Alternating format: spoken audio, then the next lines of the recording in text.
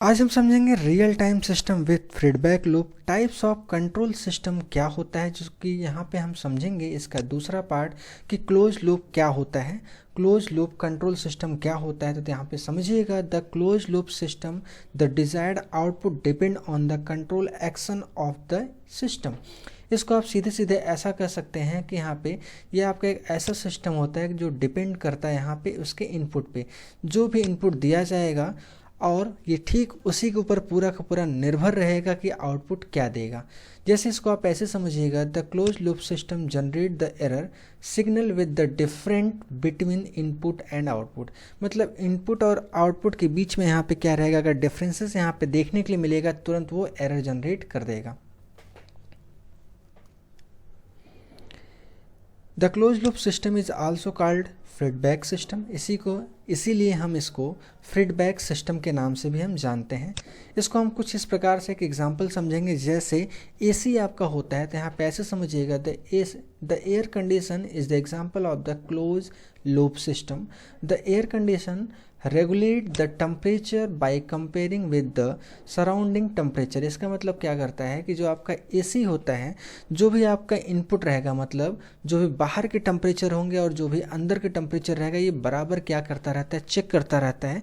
In case अगर उसमें आपको डिफरेंसेस यहाँ पे नहीं देखने के लिए मिलेगा तो तुरंत वो क्या कर देगा, एरर दे देगा। तो इसको इस प्रकार से आप समझिए कि यहाँ पे क्या रहेगा, जैसे आप एसी वगैरह यहाँ पे यूज़ करते हैं तो जो बाहर का टेम्परेचर होता है और अंदर का टेम्परेचर क्या होता है, यहाँ पे कभी भी आपको सेम देखने के लिए नहीं मिलेगा, क्योंकि उसको आप यहाँ पे कूलिंग करने के लिए यहाँ पे लगाते हैं। जैसे आप यहाँ पे देखिए, the compression of temperature is done with the help of the, यहाँ पे क्या रहेगा, एक आपको यहाँ पे थर्मोस्टेट यहाँ पे आपको देखने के लिए मिलेगा। When the AC provides the error signal which is difference between the surrounding temperature and room temperature, the thermostat turn on or off the compressor. मतलब सिंपल सी चीज़ है, ये कंप्रेसर के ऊपर निर्भर करेगा। इसको आप ऐसे समझिएगा, आप एक एग्जांपल के माध्यम से समझिए। यहाँ फिगर जो दिया गया, जैसे मान लीजिए मैंने कोई इनपुट यहाँ पे दिया। अब एम्पलीफायर क्या करता है कि आगे प्रोसेस करेगा, कंट्रोल होगा, एक प्रोसेस यहाँ पे देने के बाद एक आपको डिज़ायर एक आउटपुट आपको देखने के लिए मिलेगा। लेकिन जैसे ही यहाँ पे हम क्या करते हैं, जो आउटपुट मुझे मिलेगा यहाँ से तुरंत एक फीडबैक जाएगा इनपुट के पास, क्या जो आउटपुट मिल रहा है इनपुट से डिफरेंट यहाँ पे है या नहीं है। अगर ऐसा नहीं होता है तो वहीं पे क्या आपका एसी जो है एरर दे देगा और आपका ये काम करना बंद कर देगा। और ये प्रक्रिया आपका बार बार चलता रहेगा, क्योंकि यहाँ पे इसमें अलग अलग इसके टर्म देखने के लिए मिलेगा। जैसे हमने यहाँ पे इनपुट दिया, एम्पलीफायर क्या करेगा, उसको चेक करेगा, फिर आगे वो कंट्रोलर को ट्रांसफ़र करेगा, कंट्रोलर क्या करेगा, आगे फिर ट्रांसफ़र करेगा और प्रोसेस होगा, एक डिज़ायर आपको आउटपुट मिलेगा।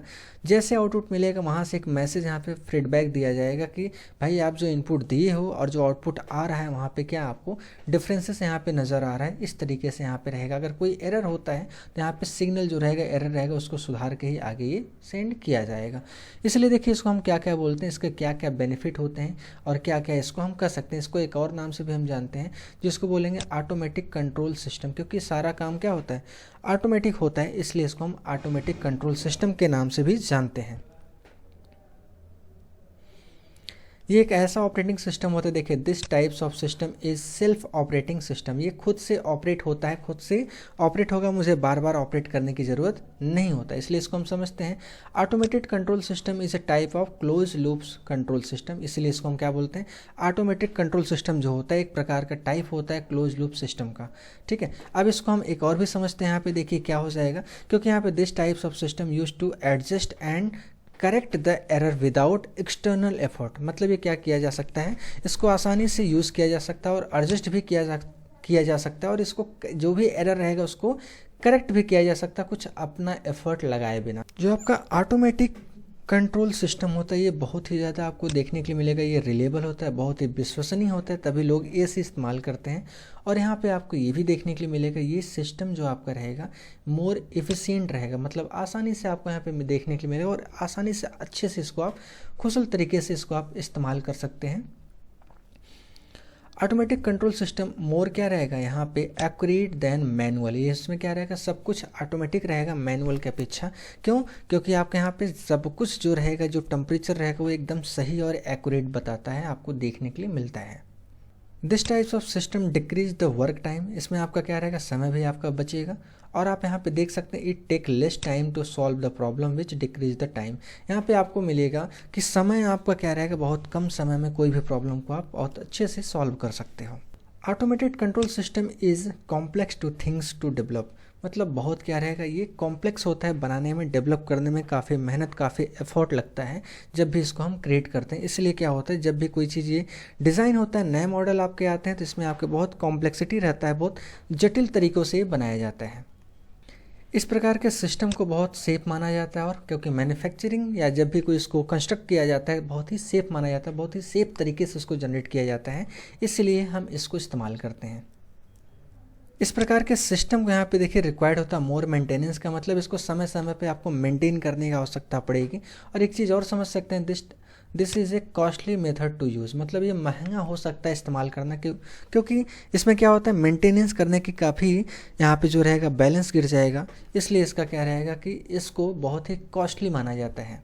इस प्रकार के सिस्टम को हम कंटिन्यू वर्क कर सकते हैं, इसमें कोई इशू नहीं होता, लगातार को हम उसको रन करा सकते हैं और कोई दिक्कत वाली बात नहीं रहेगी। और इस टाइप के सिस्टम को चलाने के लिए बहुत ज़्यादा स्किल की आवश्यकता नहीं पड़ेगी, कम स्किल भी रहेगा तब भी ये चला सकते हैं, क्योंकि आपको पता है एसी चलाना एक प्रकार का क्या होगा, केवल रिमोट से आपको ऑन करना है और टेम्परेचर वगैरह को रेगुलेट करने की ज़रूरत पड़ जाती है।